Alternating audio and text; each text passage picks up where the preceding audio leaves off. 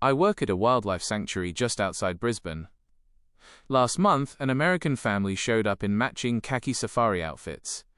The dad strolled up to our kangaroo enclosure and asked where the dangerous ones were. I pointed at the kangaroos. He laughed. No, like real wild animals. I told him kangaroos are wild animals. He shook his head. These are basically just deer. Where are the killer ones? I explained that kangaroos could seriously injure humans with their claws. He looked at his wife and said, "Honey, they're exaggerating for tips. This is the kind of absurdity you only experience firsthand when you actually work in the wild, not when you Google it. I record these real encounters weekly, so if you prefer reality over travel brochure fantasies, you'll want to follow along." Next, he asked if we had real Australian animals like koalas. We do. I took them to the koala habitat. He wanted to hold one. I explained koalas carry chlamydia and have razor-sharp claws. He said, "In America we have bears. I think I can handle a teddy bear." Before I could stop him, he reached toward a koala.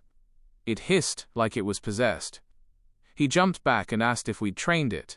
His 10-year-old son asked if Australian animals were defective. Another visitor demanded a refund because our crocodiles didn't look real. She insisted that real crocodiles move more. Ours were just sunbathing. She said American alligators were more active, so ours must be animatronics. I told her to toss something in the water if she wanted action. She declined and left a review claiming we had robot reptiles. Americans come expecting a zoo. What they get is a reality check courtesy of creatures that genuinely do not care about comfort. A couple from California went straight to the cassowary enclosure. The husband asked if they were Australian ostriches. I said no. Cassowaries are actually the world's deadliest birds. He laughed. It's just a bird. I explained their claws could slice through a human. He told his wife, "Classic tourist trap, fear-mongering." He then asked why the enclosure had such a tall fence. I said because cassowaries can kill. He insisted birds don't kill people, that it was propaganda. I showed him warning signs with documented attacks. He read them and said, "This is like when zoos pretend penguins bite." His wife wanted a photo next to the fence. The cassowary charged it. She screamed. He said, "See, trained to scare tourists." They left convinced it had been staged. Moments like this are why I started sharing these stories.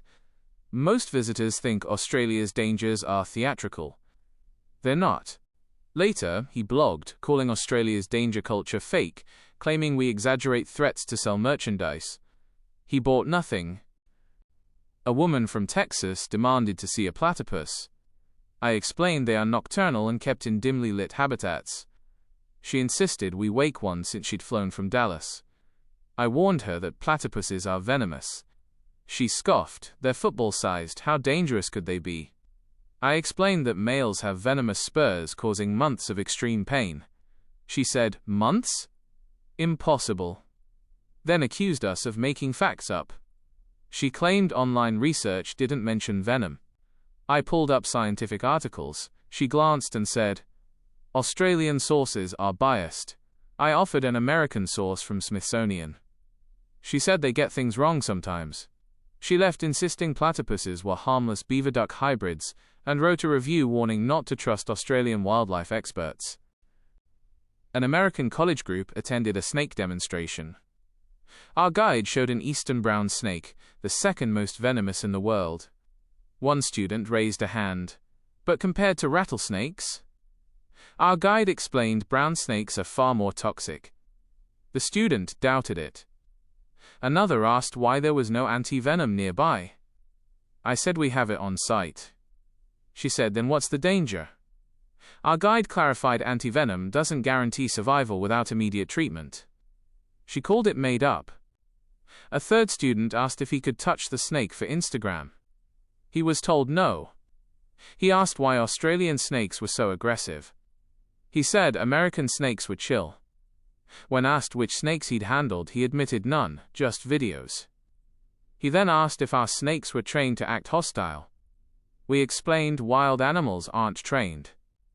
He remained convinced all danger warnings were marketing. A tourist from New York insisted Australia doesn't have seasons. He meant it's always summer. I explained we have winter. He said it's not real winter because there's no snow. I pointed out our mountains get snow, and we have ski resorts. He claimed the photos were probably New Zealand. I assured him they were Australian. He said same thing, all down there together. He then complained about our weird animals.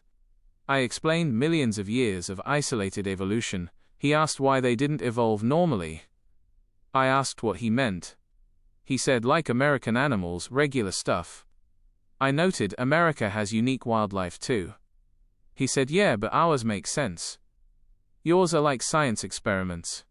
He spent 20 minutes trying to convince me kangaroos were genetically modified because nature wouldn't make something that hops.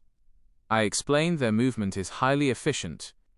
He repeated that it doesn't make sense. He left convinced Australian wildlife was suspicious. A woman from Florida asked where the Australian jungle was.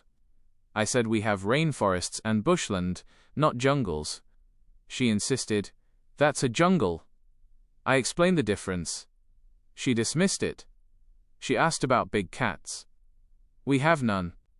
She claimed every continent has them. I listed continents without native big cats. She still insisted Australia must be hiding them. An American man questioned spider danger. I explained funnel web venom can be fatal within hours. He argued ours isn't deadly, deadly is instant. I said deadly means capable of causing death. He said modern medicine makes nothing deadly. He spotted a huntsman, assumed it was deadly, and left convinced all spiders were lethal. Last week, a couple from Nevada visited during crocodile feeding. The husband asked if he could help feed it. I said no. It's a 4-meter saltwater croc that could kill instantly. He insisted American gators were the same and he's handled them. I explained the difference between hand-feeding a croc and seeing one from a boat. He laughed. You Australians are so dramatic. His wife asked if crocs recognize feeders. I said yes, but they are opportunistic predators. She suggested training them like dogs. I said crocs aren't trainable.